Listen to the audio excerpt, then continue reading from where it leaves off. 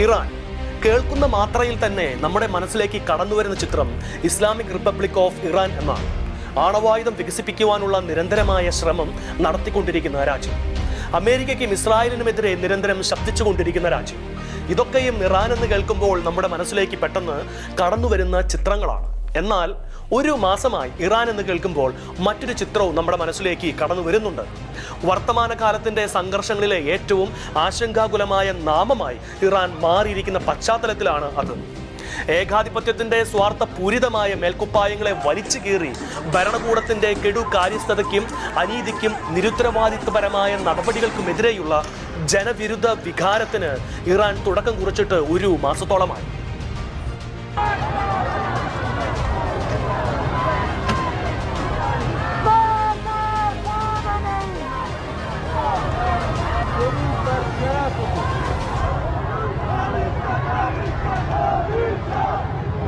പുതിയൊരു ഭരണമാറ്റവും അതിൽ തന്നെ ജനാധിപത്യ രീതിയിലുള്ള ഭരണ സംവിധാനവും സാധാരണക്കാരുടെ സ്വൈര്യ ജീവിതവുമാണ് അവർ ലക്ഷ്യം വെക്കുന്നത്. അതിനായുള്ള എണ്ണമറ്റ പ്രക്ഷോഭങ്ങൾ കൊണ്ടും അടിച്ചമർത്തപ്പെട്ട ജനവികാരങ്ങളുടെ ഉയർത്തെഴുന്നേൽപ്പ് കൊണ്ടും ഇറാനിലെ തെരുവുകൾ ശബ്ദമുഖരിതമായി കൊണ്ടിരിക്കുന്നു. വിട്ടുവീഴ്ചയില്ലാത്ത വിധത്തിൽ പ്രക്ഷോഭകാരികളും ഭരണാധികാരികളും തമ്മിൽ കൊമ്പ് കോർക്കുമ്പോൾ ഭരണമാറ്റത്തിനൊപ്പം ഇറാൻ തന്റെ ആദിമ വേദികളിലേക്ക് തിരികെ പോകുവാനുള്ള ശ്രമം കൂടി നടത്തുന്നു എന്നതാണ് ഈ സംഭവ വികാസങ്ങൾക്കിടയിലെ ശ്രദ്ധേയമായ കാര്യം. അങ്ങനെയാണ് ഇറാൻ എന്ന് കേൾക്കുമ്പോൾ പുതിയ ചില ചിത്രങ്ങൾ കൂടി മനസ്സിലേക്ക് കടന്നു വരുന്നത്. അതെ, ഇറാൻ ക്രിസ്തീയവൽക്കരണത്തിന്റെ പാതയിലൂടെ മുന്നേറുന്നു. സമീപകാല സാക്ഷ്യങ്ങളും റിപ്പോർട്ടുകളും വ്യക്തമാക്കുന്നത് അതാണ്. ക്രിസ്തുമതം എത്രത്തോളം നിരോധിതമാണോ നിഷിദ്ധമാണോ അതേ മതം ഇവിടെ ശക്തി പ്രാപിക്കുന്നു. മുസ്ലിം മത വിശ്വാസികൾ ക്രിസ്തുമതം ആശ്ലേഷിക്കുന്നു. എന്നാൽ ഇത് പെട്ടെന്ന് സംഭവിച്ചവയായി കാണാനാവില്ല. 1979 ഇസ്ലാമിക ഭരണത്തിലേക്ക് ഇറാൻ ചുവടുമാറ്റം നടത്തിയത്. അന്നു മുതൽ ഇറാന്റെ ചരിത്രത്തിൽ മതപരമായി അത്ഭുതകരമായ ചില മാറ്റങ്ങൾ സംഭവിച്ചുകൊണ്ടാണിരുന്നത്. ക്രിസ്ത്യൻ ബ്രോഡ്കാസ്റ്റിംഗ് നെറ്റ്വർക്ക് 2018 പുറത്തിറക്കിയ റിപ്പോർട്ടിൽ പറയുന്നത് ഇസ്ലാമിക റിപ്പബ്ലിക് ഓഫ് ഇറാനിൽ ക്രിസ്തുമതം മറ്റേതൊരു രാജ്യത്തെക്കാളും കൂടുതലായും വേഗത്തിലും വളർന്നുകൊണ്ടിരിക്കുന്നു എന്നതാണ്. ഇറാനികൾ സുവിശേഷത്തോട് ഏറ്റവും തുറവിയുള്ള ആളുകളായി മാറിയിരിക്കുന്നു എന്നാണ് ഡേവിഡ് യെന്നസർ എന്ന മിഷണറിയുടെ സാക്ഷ്യം. ഇതിനെ ശരിവെക്കുകയാണ് നെതർലൻഡ് കേന്ദ്രമായി പ്രവർത്തിക്കുന്ന ഗാമാൻ എന്ന സെക്യുലർ ഗ്രൂപ്പ് 2020 നടത്തിയ സർവേ. ഇറാനിൽ മുൻപ് എന്നത്തേക്കാളും വളരെയധികം ക്രൈസ്തവ വിശ്വാസികൾ ഉണ്ടെന്നാണ് സർവേ. ഇറാനിലെ ഹൗസ് ചർച്ച് പ്രസ്ഥാനത്തിന്റെ ഭാഗമായി ദശലക്ഷക്കണക്കിന് ക്രൈസ്തവ വിശ്വാസികളുണ്ട്. ഒരു ഹൗസ് ചർച്ചിൽ അംഗങ്ങളായിരിക്കുന്നവർ ചിലപ്പോൾ 10ഓ 15ഓ ആവാം. എന്നാൽ ഇതുപോലെയുള്ള നിരവധി ഹൗസ് ചർച്ചുകൾ ഇറാന്റെ വിവിധ പ്രദേശങ്ങളിൽ രഹസ്യമായും എന്നാൽ വളരെ ഊർജ്ജസ്വലമായും പ്രവർത്തിക്കുന്നുണ്ട്. ഇറാൻ ഇന്ന് ലോകത്തിലെ ഏറ്റവും ഉയർന്ന ക്രിസ്തീയ വൽക്കരണ നിരക്കിന് സാക്ഷ്യം വഹിക്കുന്നു എന്നാണ് വിദഗ്ധരുടെ അഭിപ്രായം.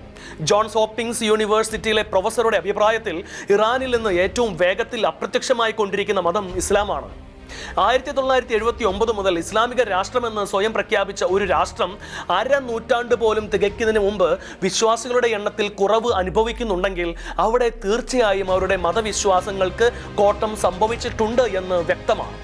എന്നാൽ ക്രൈസ്തവരുടെ എണ്ണം വർദ്ധിച്ചു വരുന്നുവെന്നത് അവർക്ക് പ്രതീക്ഷിക്കുവാനും സ്വപ്നം കാണുവാനും അതിലൂടെ സാധിക്കുന്നു എന്നതാണ്. ക്രിസ്ത്യാനിയായിരിക്കുന്നത് ലോകത്തിലെ ഏറ്റവും പ്രയാസകരമായ 8ാമത്തെ സ്ഥലമായും മതസ്വാതന്ത്ര്യത്തിന് 0 സ്കോർ ലഭിച്ച ഇറാനിലാണ് ഇതൊക്കെയും സംഭവിക്കുന്നത് എന്നതാണ് മറ്റൊരു കാര്യം. 2018 50,000-ഓളം മുസ്ലിമുകൾ ക്രിസ്തുമതം സ്വീകരിച്ചു എന്നതാണ് ചില കണക്കുകൾ പറയുന്നത്. അതിൽ ഭൂരിഭാഗവും നാമമാത്ര ക്രൈസ്തവരല്ല, സുവിശേഷ പ്രഘോഷകരും കൂടിയാണ്. ഞങ്ങൾ അറിഞ്ഞ ക്രിസ്തുവിനെ ഞങ്ങൾ പ്രഘോഷിക്കുന്നു എന്ന് പറയുന്നത് പോലെയാണ് ഇവിടുത്തെ കാര്യങ്ങൾ. ലോകമെമ്പാടും പ്രവർത്തിക്കുന്ന ബൈബിൾ സൊസൈറ്റിയുടെ റിപ്പോർട്ടുകൾ നമ്മെ പോലും ഞെട്ടിപ്പിക്കുന്നതും അവിശ്വസനീയവുമാണ്. ഓരോ ദിവസവും തന്നെ 2000-ലധികം ഇറാനികൾ ക്രിസ്തുവിലേക്ക് തിരിയുന്നു എന്നതാണ് ആ കണക്ക്. അതിശയോക്തി എന്ന് യുക്തിസഹമായ അവബോധത്തിൽ നിന്ന് നമുക്ക് തോന്നിയേക്കാമെങ്കിലും വാസ്തവമാണത്.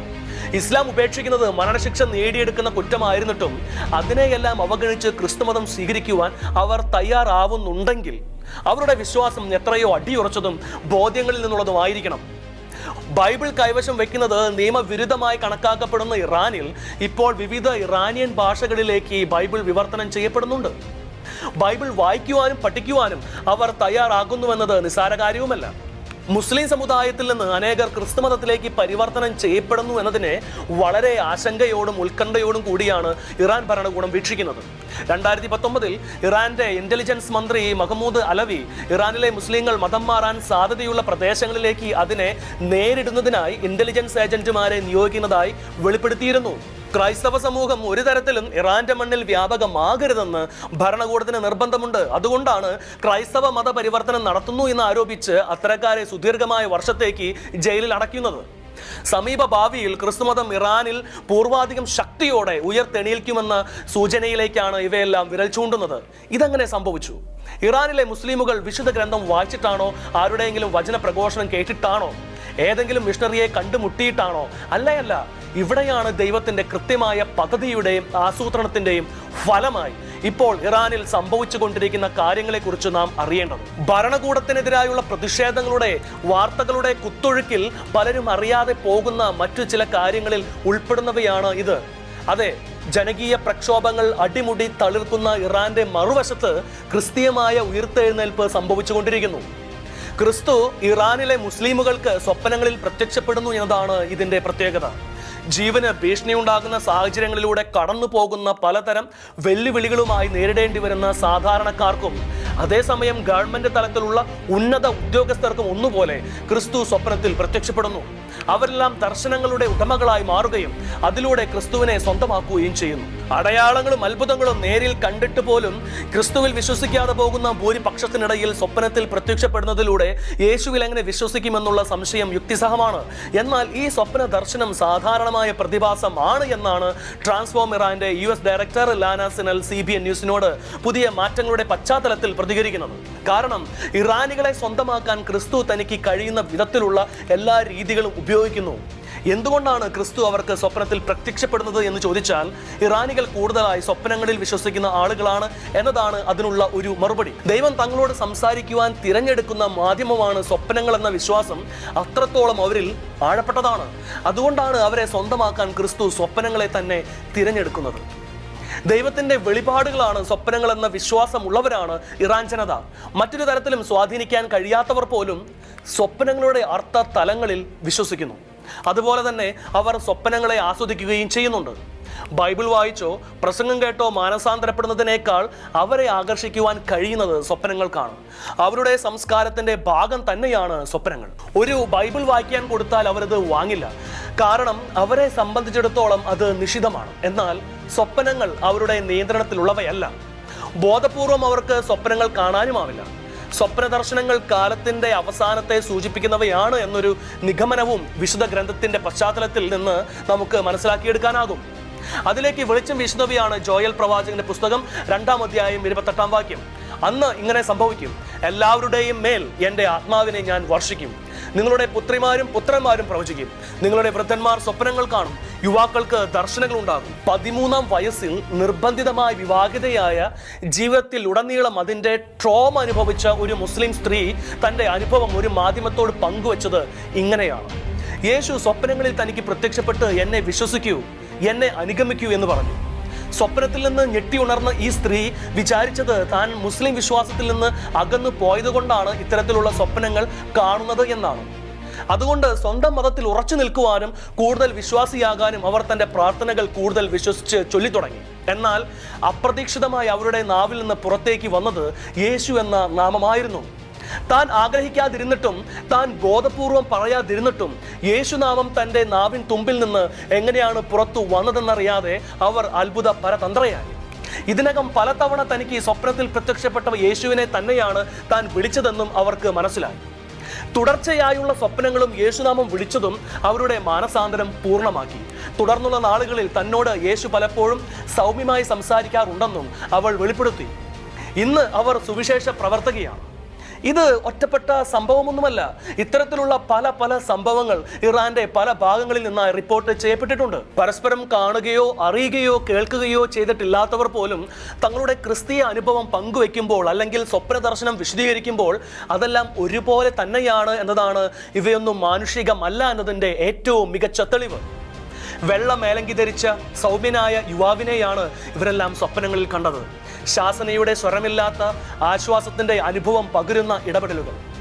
എൻ്റെ അടുക്കിലേക്ക് വരൂ, ഞാൻ നിന്നെ സ്നേഹിക്കാം, ഞാൻ നിനക്ക് ഒരു ദോഷവും ചെയ്യുകയില്ല. ഇതായിരുന്നു എല്ലാവരും കേട്ട വാക്കുകൾ. മധ്യപൗരസ്ത്യ ദേശത്തിൽ നിന്ന് വ്യത്യസ്തമാണ് അമേരിക്കൻ ജനതയ്ക്കിടയിൽ സ്വപ്നങ്ങളോടുള്ള കാഴ്ചപ്പാട്. പാശ്ചാത്യ രാജ്യങ്ങളിൽ ഇത്തരത്തിലുള്ള സ്വപ്ന ദർശനങ്ങൾ വളരെ കുറവാണ്. യുഎസും മിഡിൽ ഈസ്റ്റും തമ്മിലുള്ള വ്യത്യാസം തന്നെയാണ് ഇവിടെ പ്രകടമാകുന്നത്. ഒരിക്കലും അമേരിക്കൻ ജനതയെ സ്വന്തമാക്കാൻ ക്രിസ്തു സ്വപ്നമാർഗം സ്വീകരിക്കുകയില്ല. കാരണം പാശ്ചാത്യ ലോകം കൂടുതൽ മതേതരമാണ്. യുക്തിസഹമായി മനസ്സിലാക്കുവാനും ചിന്തിക്കുവാനുമാണ് അവിടെ ശ്രമം നടക്കുന്നത്. ഇറാനിൽ ഇത്തരത്തിൽ നടന്നുകൊണ്ടിരിക്കുന്ന സ്വപ്ന ദർശനങ്ങളെ അംഗീകരിച്ചുകൊണ്ടും തുടർന്നുണ്ടായിക്കൊണ്ടിരിക്കുന്ന ക്രിസ്തീയ വൽക്കരണം മനസ്സിലാക്കിക്കൊണ്ടുമാണ് ഇറാന്റെ കിരീടാവകാശി റൈസ പല്ലവി ഇറാനിൽ ക്രൈസ്തവ വിശ്വാസം അതിവേഗം വളർന്നുകൊണ്ടിരിക്കുന്നുവെന്ന് പരസ്യമായി പ്രഖ്യാപിച്ചിരിക്കുന്നതും. If you look at what is happening in Iran today, as a result of imposing an ideology, a religious one at that matter, when you look at what happened to religious minorities in Iran, to the Baha'is who are forbidden of having higher education in Iran, to the Jews in Iran, the highest rate of convergence in Iran today is Christianism, believe it or not, under a so-called religious government. Iranian American business സംരംഭകനായ Patrick ഡേവിഡുമായി നടത്തിയ അഭിമുഖത്തിലാണ് ഇറാനിലെ ആഭ്യന്തര കലാപങ്ങളുടെ പശ്ചാത്തലത്തിൽ റസ പല്ലവി ഈ സത്യം വെളിപ്പെടുത്തിയിരിക്കുന്നത്. ഇറാനിലെ ഭൂഗർഭ ചർച്ചുകൾ കൂടുതൽ ഊർജ്ജസ്വലമായിക്കൊണ്ടിരിക്കുന്നുവെന്നും 10 ലക്ഷത്തിലധികം ഇറാനികൾ ഇസ്ലാം മത വിശ്വാസത്തിൽ നിന്ന് ക്രിസ്തു മതത്തിലേക്ക് കടന്നു വന്നിട്ടുണ്ടെന്നും അദ്ദേഹം വെളിപ്പെടുത്തുന്നുണ്ട്. ഇറാനിലെ മോസ്കുകൾ അടച്ച് പൂട്ടപ്പെട്ടുകൊണ്ടിരിക്കുകയോ അവയുടെ എണ്ണത്തിൽ കുറവ് നേരിട്ടുകൊണ്ടിരിക്കുകയാണെന്നും അദ്ദേഹം മറച്ചുവെക്കുന്നുമില്ല.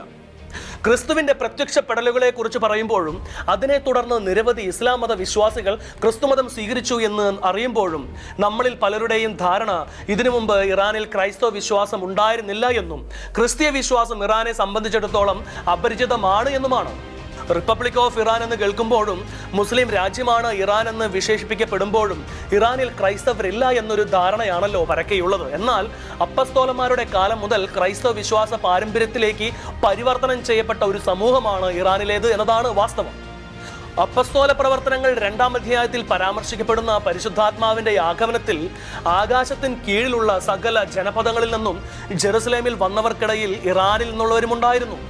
പാർത്തിയക്കാരും മേദിയക്കാരും എലാമിയക്കാരും മെസപ്പൊട്ടാമിയ നിവാസികളും യൂദയായിലും കപ്പദോക്യയിലും പോന്തോസിലും ഏഷ്യയിലും താമസിക്കുന്നവരും ഫ്രീജിയയിലും പാംഫീലിയയിലും ഈജിപ്തിലും കിറേനയുടെ ലിബിയ പ്രദേശങ്ങളിലും നിവസിക്കുന്നവരും റോമയിൽ നിന്നുള്ള സന്ദർശകരും യഹൂദരും യഹൂദമതം സ്വീകരിച്ചവരും ക്രൈത്യരും അറേബ്യരുമായ നാമെല്ലാം ദൈവത്തിന്റെ അത്ഭുത പ്രവൃത്തികൾ അവർ വിവരിക്കുന്നത് നമ്മുടെ മാതൃഭാഷകളിൽ കേൾക്കുന്നല്ലോ എന്നാണ് രേഖപ്പെടുത്തിയിരിക്കുന്നത്. ഇതിൽ പാർത്തിയായും മേദിയായും ഏലാമും പുരാതന പേർഷ്യൻ സാമ്രാജ്യത്തിന്റെ ഭാഗമായിരുന്നു. പേർഷ്യ എന്നായിരുന്നുവല്ലോ ഇറാന്റെ പുരാതന നാമം. അപ്പസ്തോലന്മാരുടെ കാലം മുതൽ ക്രിസ്തീയ വിശ്വാസത്തിലേക്കുള്ള ഒരു പരിണാമ ഘട്ടം ഇറാനിലെ തദ്ദേശീയരുടെ ഇടയിൽ ആരംഭിച്ചിരുന്നുവെന്ന് വ്യക്തമാക്കുന്നതാണ് അപ്പസ്തോലന്മാർ ഇവിടേക്ക് നടത്തിയ മിഷണറി യാത്രകളും തുടർന്നുള്ള മതപരിവർത്തനവും. അപ്പസ്തോലന്മാരായ സൈമണും യൂദ തദൈവസും ബർത്തലോമിയായും പേർഷ്യയിൽ സുവിശേഷ വൽക്കരണവുമായി എത്തിയിരുന്നു. തങ്ങളുടെ രക്തസാക്ഷിത്വത്തിന് മുൻപ് സൈമണും യൂദ തദൈവസും നിരവധി ദേവാലയങ്ങൾ ഇവിടെ സ്ഥാപിക്കുകയും ഒരു ക്രൈസ്തവ സമൂഹത്തിന് രൂപം കൊടുക്കുകയും ചെയ്തിട്ടുണ്ട്. ഇക്കൂട്ടത്തിൽ അപ്പസ്തോലനായ ബർത്തലോമിയായുടെ കാര്യം പ്രത്യേകം പറയേണ്ടതുണ്ട്. ക്രിസ്തുവിന്റെ സന്ദേശവുമായി ഇന്ത്യയിലും അർമേനിയയിലും മറ്റു പല ഭാഗങ്ങളിലും പോയ ബർത്തലോമിയ പേർഷ്യയിലും എത്തിയിട്ടുണ്ട്. ആദിമകാല ക്രൈസ്തവ സമൂഹത്തെ പഴയ ഇറാനിൽ രൂപപ്പെടുത്തുവാനും അദ്ദേഹത്തിന് സാധിച്ചിട്ടുമുണ്ട്. അർമേനിയയിൽ വെച്ചായിരുന്നു വിശുദ്ധൻ രക്തസാക്ഷിത്വം വരിച്ചതെങ്കിലും അത് പേർഷ്യയുടെ അതിര് കൂടിയായിരുന്നു. ഇറാനിൽ ക്രൈസ്തവ സമൂഹം പുരാതന കാലം മുതൽ ഉണ്ടായിരുന്നു എന്നതിന് ഏറ്റവും ശക്തമായ മറ്റൊരു തെളിവ് ഇറാനിലെ ഉർമിയയിലുള്ള മാർത്തുമറിയൻ ദേവാലയം ലോകത്തിലെ തന്നെ ഏറ്റവും പുരാതന ക്രൈസ്തവ ദേവാലയങ്ങളിൽ ഒന്നായിട്ടാണ് ചരിത്രം ഈ ദേവാലയത്തെ വിശേഷിപ്പിക്കുന്നത്. പേര് സൂചിപ്പിക്കുന്നത് പോലെ പരിശുദ്ധ അമ്മയുടെ നാമത്തിലുള്ള ദേവാലയമാണ് ഇത്. ഉണ്ണിയേശുവിനെ കണ്ട് ആരാധിക്കുവാൻ പൊന്നും മീറയും കുന്തിരിക്കവുമായി വന്ന 3 ജ്ഞാനികൾ തിരികെ മടങ്ങുന്ന വഴിക്ക് സ്ഥാപിച്ചതാണ് ഈ ദേവാലയമെന്നാണ് പാരമ്പര്യ വിശ്വാസം. യേശുക്രിസ്തുവിന്റെ ജീവിതകാലത്തിന് തൊട്ടടുത്ത് തന്നെ പേർഷ്യയിലും ഒരു ക്രൈസ്തവ ദേവാലയം ഉയർന്നിരുന്നു എന്നാണ് ഇത് വ്യക്തമാക്കുന്നത്. ഇതിന്റെ ചരിത്രപരമായ പ്രാധാന്യം ഒരിക്കലും തള്ളിക്കളയാവുന്നതല്ല. വലിയ ഗോപുരങ്ങളോ അലങ്കാരങ്ങളോ ഇല്ലാതെ തികച്ചും ലളിതമായ രീതിയിൽ പേർഷ്യൻ ശൈലിയിലാണ് ഈ ദേവാലയം നിർമ്മിച്ചിരിക്കുന്നത്. അസീറിയൻ സഭയുടെ ഭാഗമായി നിലനിൽക്കുന്ന ഈ ദേവാലയം ഒരു കാലത്ത് അസീറിയൻ ക്രൈസ്തവരുടെ പ്രധാന ആത്മീയ കേന്ദ്രമായിരുന്നു. റോം ക്രൈസ്തവവൽക്കരിക്കപ്പെടുന്നതിന് മുൻപ് തന്നെ, യൂറോപ്പിൽ ക്രിസ്തുമതം വ്യാപകമാകുന്നതിന് മുൻപ് തന്നെ പേർഷ്യയിൽ ക്രിസ്തീയ ആരാധനാലയം സ്ഥാപിക്കപ്പെട്ടിരുന്നു എന്നത് നിസ്സാര കാര്യമല്ല. പല പല കാലഘട്ടങ്ങളിലൂടെ പലതരത്തിലുള്ള വെല്ലുവിളികൾ നേരിട്ടുകൊണ്ട് ഈ ദേവാലയം ഇന്നും നിലനിൽക്കുന്നുണ്ട്. പേർഷ്യൻ ഭരണകാലത്തെയും ഓട്ടോമൻ പേർഷ്യൻ സംഘർഷങ്ങളെയും 20-ാം നൂറ്റാണ്ടിലെ അസീറിയൻ ക്രൈസ്തവ പീഡനങ്ങളെയും അതിജീവിച്ചുകൊണ്ട് നിലയുറപ്പിച്ചിരിക്കുന്ന ഉർമിയിലെ മാർത്തുമറിയ ദേവാലയം ഇറാനിലെ ക്രൈസ്തവ പൈതൃകത്തിന്റെ ജീവിച്ചിരിക്കുന്ന സാക്ഷ്യമാണ്. ഇറാനിൽ നിരവധി ക്രൈസ്തവ വിഭാഗങ്ങളുണ്ട്. അതിൽ മുമ്പന്തിയിലുള്ളത് അർമേനിയൻ അപ്പസ്തോലിക് സഭയാണ്. അസീറിയൻ ചർച്ചാണ് മറ്റൊരു വിഭാഗം. കൽദായ കത്തോലിക്ക സഭ, അർമേനിയൻ കത്തോലിക്ക സഭ, അസീറിയൻ ഇവാഞ്ചലിക്കൽ ചർച്ച്, പ്രസ്ബിറ്റീരിയൻ എന്നിങ്ങനെയുള്ള ക്രൈസ്തവ സഭകളും ഇറാനിലുണ്ട്. ഇറാനിൽ ആംഗ്ലിക്കൻ രൂപതയുമുണ്ട്. ഓപ്പറേഷൻ വേൾഡിന്റെ കണക്ക് പ്രകാരം ഇറാനിൽ പ്രൊട്ടസ്റ്റന്റ് ഇവാഞ്ചലിക്കൽ മറ്റ് ന്യൂനപക്ഷ ക്രൈസ്തവ വിഭാഗങ്ങളിൽപ്പെട്ട 7000 മുതൽ 15,000 വരെ അംഗങ്ങളുണ്ട് എന്നതാണ്. 2016 സെൻസസ് പ്രകാരം ഇറാനിൽ 1,17,700 ക്രൈസ്തവരുണ്ട്. പേരുവിവരങ്ങൾ വെളിപ്പെടുത്തുവാൻ തയ്യാറാകാത്ത 50,000-ഓളം പേർക്കിടയിൽ നടത്തിയ ഒരു സർവേ ഫലം വ്യക്തമാക്കിയത് അതിൽ 1.5% പേർ ക്രൈസ്തവരാണെന്നായിരുന്നു. ഇറാനിലെ ക്രൈസ്തവർ കൂടുതലും നഗരവാസികളാണ്. 50% ടെഹ്റാനിലാണ് താമസിക്കുന്നത്. രാജ്യത്തെ 2ാമത്തെ വലിയ മുസ്ലിം ന്യൂനപക്ഷ മതമായിട്ടാണ് ക്രിസ്തുമതം ഇറാനിൽ കണക്കാക്കി പോരുന്നത്. അപ്പോഴും പ്രൊട്ടസ്റ്റന്റുകാരുടെയും കത്തോലിക്കരുടെയും കൃത്യമായ കണക്കുകൾ ലഭിക്കുന്നത് ദുഷ്കരമാണ്. വിശ്വാസം സ്വയം മറച്ചുവെക്കുവാൻ നിർബന്ധിക്കപ്പെടുന്നവരാണ് ഇവിടെയുള്ള ക്രൈസ്തവർ ഏറെയും. ക്രൈസ്തവർ ശത്രുക്കൾ മാത്രമല്ല, രാജ്യത്തിന്റെ സുരക്ഷയ്ക്ക് തന്നെ വിരുദ്ധവും ഭീഷണിയുമാണെന്നാണ് ഭരണകൂടത്തിന്റെ നിലപാട്. ഇസ്ലാമിന്റെ വിശുദ്ധ നിയമത്തിന് വിരുദ്ധമായി ഇടപെടുന്നതോ അഭിപ്രായം പറയുന്നതോ ആയ ഏതൊരു കുറ്റവും കനത്ത ശിക്ഷകൾക്ക് കാരണമാകുന്നു. പൗരസ്വാതന്ത്ര്യവും മതസ്വാതന്ത്ര്യവും ന്യൂനപക്ഷ സമുദായങ്ങളുടെ അവകാശങ്ങളും നിഗണിച്ചുകൊണ്ടാണ് ഇസ്ലാമിക റിപ്പബ്ലിക് ഇറാനിലെ ക്രൈസ്തവരെ പീഡിപ്പിച്ചുകൊണ്ടിരിക്കുന്നത്. പുതിയ പള്ളികൾ പണിയുവാൻ അനുവാദമില്ലാത്തതിനാൽ വീടുകളിൽ നടത്തുന്ന പ്രാർത്ഥനാ കൂട്ടായ്മകളുടെ റെയ്ഡ് ചെയ്യുക, ക്രൈസ്തവ വിശ്വാസം ഉപേക്ഷിക്കുവാൻ നിർബന്ധിക്കുക, ക്രിസ്തുമതത്തിൽ വിശ്വസിക്കുന്നതും ക്രിസ്തുമതം പ്രോത്സാഹിപ്പിക്കുന്നതും ഇസ്ലാമിക റിപ്പബ്ലിക്കിനെതിരെയുള്ള പ്രചരണമായി കുറ്റം ചുമത്തുക, നിരോധിത പുസ്തകമായി ബൈബിളിനെ കണക്കാക്കുക, ക്രൈസ്തവ ഗാനങ്ങൾ ആലപിക്കുന്നവരെ അറസ്റ്റ് ചെയ്യുക, ക്രൈസ്തവരുടെ സ്വത്തുക്കൾ കണ്ടുകെട്ടുക, അവർക്ക് സഞ്ചാര സ്വാതന്ത്ര്യം പോലും നിഷേധിക്കുക, ഇങ്ങനെ ക്രൈസ്തവർക്കെതിരെ മനുഷ്യത്വരഹിതവും കിരാതവുമായ രീതിയിലുള്ള നടപടികളാണ് ഇറാൻ നടപ്പിലാക്കിക്കൊണ്ടിരിക്കുന്നത്. മുൻ വർഷങ്ങളിലെ അപേക്ഷിച്ച് ഇറാനിൽ ക്രൈസ്തവർക്കെതിരെ പീഡനങ്ങൾ ശക്തമായത് 2025-ലാണെന്ന് ചില കണക്കുകൾ പറയുന്നു. മതവിശ്വാസത്തിന്റെ പേരിൽ അറസ്റ്റ് ചെയ്ത് കോടതിയിൽ എത്തിച്ച ക്രൈസ്തവ വിശ്വാസിയോട് ജഡ്ജി പറഞ്ഞത്, നിങ്ങൾ വിശുദ്ധമായ ഈ കോടതി മുറിയിൽ ശ്വസിക്കുന്നത് പോലും കോടതിക്ക് നാണക്കേടാണ്, നിങ്ങളിപ്പോൾ തന്നെ ജയിലിൽ പോകണമെന്നായിരുന്നു. കഴിഞ്ഞ ഏപ്രിൽ ക്രൈസ്തവ വിശ്വാസത്തിന്റെ പേരിൽ 100-ലധികം പേർക്ക് ദീർഘകാലം തടവാണ് കോടതി വിധിച്ചത്. ജയിൽ ശിക്ഷ 6 മടങ്ങ് വർദ്ധിച്ചു. അക്രമാസക്തമായ അറസ്റ്റ് ചെയ്യലുകളും ക്രൂരമായ പീഡനങ്ങളും ക്രൈസ്തവർക്ക് ഇവിടെ നിർബാധം അനുഭവിക്കേണ്ടതായി വരുന്നു. Centre for human rights in Iran പറയുന്നത് തടവിൽ ഏറ്റവും മോശമായ അനുഭവമാണ് ക്രൈസ്തവർക്ക് നേരിടേണ്ടി വരുന്നതെന്നും കുടുംബങ്ങളെ പോലും അതിന്റെ പേരിൽ തകർക്കുന്നുവെന്നുമാണ്. വളർന്നു വരുന്ന ക്രൈസ്തവ സമൂഹത്തെ ആശങ്കയോടെ ഇസ്ലാമിക റിപ്പബ്ലിക് നോക്കിക്കാണുകയും അവരെ ഭയക്കുകയും ചെയ്യുന്നു. അതിനുവേണ്ടി അവർക്കെതിരെ അകാരണമായ കുറ്റങ്ങൾ ആരോപിക്കുകയും ക്രൂരമായി പീഡിപ്പിക്കുകയും വർഷങ്ങളോളം ജയിലിൽ അടയ്ക്കുകയും ചെയ്യുന്നുണ്ട്. 96 ക്രൈസ്തവർക്കായി കോടതിയിൽ വിധിച്ചത് 263 വർഷത്തെ ജയിൽവാസവും 22 പേർക്ക് 43.5 വർഷം ജയിൽവാസവുമാണ് എന്ന കണക്കുകൾ ഇതിന്റെ സത്യാവസ്ഥയിലേക്കാണ് വാതിൽ തുറക്കുന്നത്. ആദ്യം പറഞ്ഞതുപോലെയുള്ള ഹൗസ് ചർച്ചുകളിൽ പങ്കെടുക്കുന്നവർ പലപ്പോഴും റെയ്ഡിന് ഇരകളാകുകയും തുടർന്ന് പലതരത്തിലുള്ള അതിക്രമങ്ങളിലൂടെയും കടന്നു പോകേണ്ടി വരികയും ചെയ്യുന്നുണ്ട്. അറസ്റ്റ് ചെയ്യപ്പെടുന്നവർ മാത്രമല്ല, അവരുടെ പ്രിയപ്പെട്ടവരും സമാനമായ ദുരിതങ്ങളിലേക്ക് ഇരകളാക്കപ്പെടുന്നുണ്ട്.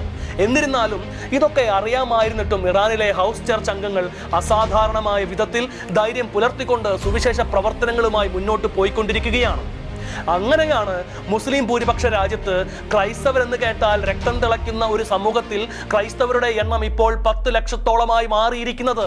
ഇത് നിസ്സാര കാര്യമല്ല. ഇതെല്ലാം ഒരു വശത്ത് നടക്കുമ്പോൾ മറുവശത്ത് ഭരണകൂടത്തിനെതിരായുള്ള പോരാട്ടങ്ങളുമായി ജനങ്ങൾ ശക്തമായി മുന്നോട്ട് പോവുകയാണ്. സാധാരണക്കാരായ ആയിരക്കണക്കിന് ഇറാനിയൻ ചെറുപ്പക്കാർ കൊല്ലപ്പെട്ടുകൊണ്ടിരിക്കുന്നു. എന്നാൽ റോമാ നഗരം കത്തി എരിയുമ്പോഴും വീണ വായിക്കുന്ന നീറോമാരുടെ പിൻഗാമികളാണ് തങ്ങളെന്ന് അക്ഷരാർത്ഥത്തിൽ തെളിയിച്ചു കൊണ്ടിരിക്കുകയാണ് ഭരണാധികാരികളും അവരുടെ മക്കളും. ഭരണത്തിലുള്ള പ്രമുഖരുടെ മക്കൾ സോഷ്യൽ മീഡിയയിൽ പോസ്റ്റ് ചെയ്യുന്ന ചിത്രങ്ങളിൽ നിന്ന് അവരുടെ ആഡംബര ജീവിതവും സുഖലോലുപതയും മറനീക്കി പുറത്തു വന്നിരിക്കുകയാണ്. ഇറാനിൽ നിന്ന് കണക്കറ്റ സ്വത്ത് വിദേശ ബാങ്കുകളിലേക്ക് അവർ നിക്ഷേപിച്ചു കഴിഞ്ഞതായും വാർത്തകളുണ്ടായിരുന്നു. പരസ്പരം ഭീഷണി മുഴക്കി ഇറാനും US-ഉം പോരടിച്ചുകൊണ്ടിരിക്കുന്നു എന്നതാണ് മറ്റൊരു സംഭവ വികാസം. പസഫിക് സമുദ്ര മേഖലയിലുള്ള അമേരിക്കൻ യുദ്ധക്കപ്പലുകൾ പശ്ചിമേഷ്യയിലേക്ക് നീങ്ങി തുടങ്ങിയിരിക്കുന്നത് ഇറാനെ പരിഭ്രാന്തിയിൽ ആഴ്ത്തിയിട്ടുണ്ട്. അമേരിക്കയുടെ ഭാഗത്തു നിന്ന് ആക്രമണം ഉണ്ടായാൽ തിരിച്ചടിക്കുവാൻ വൈകില്ല എന്നാണ് ഇറാൻ പ്രഖ്യാപനം നടത്തിയിരിക്കുന്നത്. അതേസമയം US വ്യോമത്താവളങ്ങൾ ആക്രമിക്കുവാൻ ഇറാൻ ശ്രമിച്ചുകൊണ്ടാണ് ഇരിക്കുന്നത് എന്നും വാർത്തയുണ്ട്. ആയത്തുള്ള അലി ഖമേനിയും ഡൊണാൾഡ് ട്രംപും തമ്മിൽ പരസ്പരം ഭീഷണികൾ മുഴക്കിക്കൊണ്ടിരിക്കുന്നത് അത്ര നല്ല കാര്യമല്ല. താൻ കൊല്ലപ്പെട്ടാൽ ഇറാനായിരിക്കും അതിന്റെ ഉത്തരവാദിയെന്നും അതുകൊണ്ട് അവരെ അതിന്റെ പേരിൽ പൂർണ്ണമായി നശിപ്പിക്കണമെന്നാണ് താൻ ഉപദേഷ്ടാക്കൾക്ക് നിർദ്ദേശം നൽകിയിരിക്കുന്നതെന്നും ട്രംപ് വ്യക്തമാക്കിയതോടെ സംഭവിക്കാനിരിക്കുന്ന ദുരന്തങ്ങളുടെ ചിത്രം വ്യക്തമായി.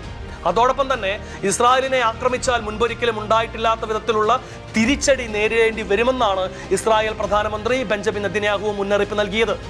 സാമ്പത്തിക തകർച്ചയും ജനരോഷവും ഭരണകൂട അതിക്രമവും അമേരിക്കൻ ഇസ്രായേൽ ഭീഷണിയുമായി ഇറാനിലെ ജനത പൊറുതി മുട്ടിക്കൊണ്ടാണിരിക്കുന്നത്.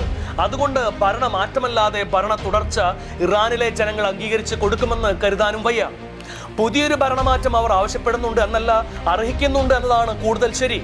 അങ്ങനെയൊരു ഭരണമാറ്റം സംഭവിച്ചു കഴിയുമ്പോൾ സംഭവിക്കാവുന്ന അനിവാര്യമായ മാറ്റമാണ് ഇറാനിൽ ക്രൈസ്തവ സഭയ്ക്ക് പ്രസക്തി ഉണ്ടാവുക എന്നത്. അത്തരമൊരു നിരീക്ഷണം റെസ പലവി നടത്തിയിട്ടുമുണ്ട്. ഏകാധിപത്യത്തിൽ നിന്ന് ജനാധിപത്യത്തിലേക്ക് നീങ്ങുന്ന ഒരു ഇറാനിൽ മതസ്വാതന്ത്ര്യം സ്വാഭാവികമായും ഉണ്ടായേ തീരൂ.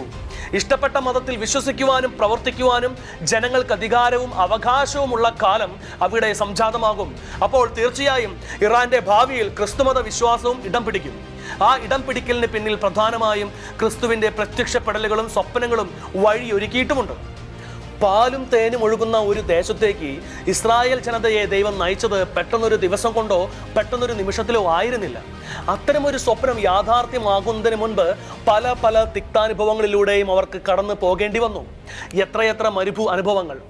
സമാനമായ ഒരു അവസ്ഥ തന്നെയാണ് ഇറാനിലെ ക്രൈസ്തവരും ഇതുവരെ അനുഭവിച്ചു കൊണ്ടിരിക്കുന്നത്. പക്ഷേ ഒരു നാൾ അവർ ഈ മരുഭൂ അനുഭവങ്ങളെ അതിജീവിക്കും. ഇറാന്റെ വാനമേഘങ്ങളിൽ ക്രിസ്തു പ്രത്യക്ഷപ്പെട്ടു കഴിഞ്ഞു, അവിശ്വാസികളെ പോലും വിശ്വാസത്തിന്റെ അങ്കിക്കുള്ളിലാക്കുവാൻ.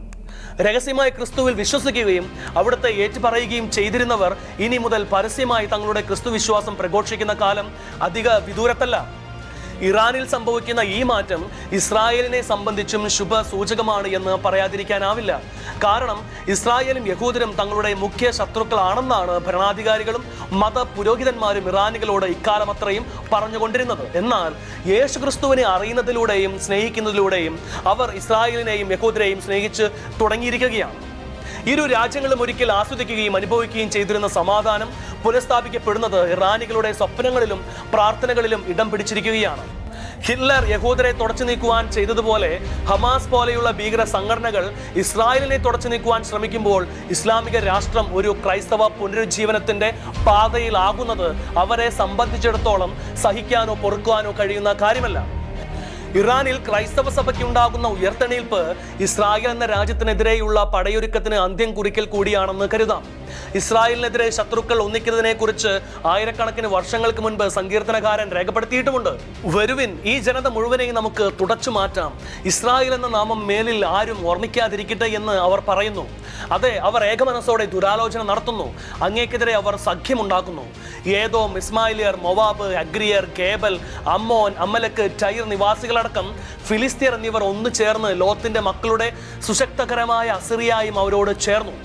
ഈ അവസരത്തിൽ സങ്കീർത്തനകാരൻ നടത്തുന്ന പ്രാർത്ഥന ഇങ്ങനെയാണ്: ദൈവമേ, മൗനമായിരിക്കരുതേ, ദൈവമേ, നിശ്ചലനും നിശബ്ദനുമായിരിക്കരുതേ. ഈ പ്രാർത്ഥന നമ്മുടെ കൂടി പ്രാർത്ഥനയായി മാറട്ടെ. ഇറാനിൽ പുതിയൊരു ഭരണമാറ്റം സംഭവിക്കുമ്പോൾ അതുവഴി ആത്മീയ മാറ്റത്തിനും വഴിയൊരുക്കപ്പെടുവാനായി നമുക്ക് പ്രാർത്ഥിക്കാം.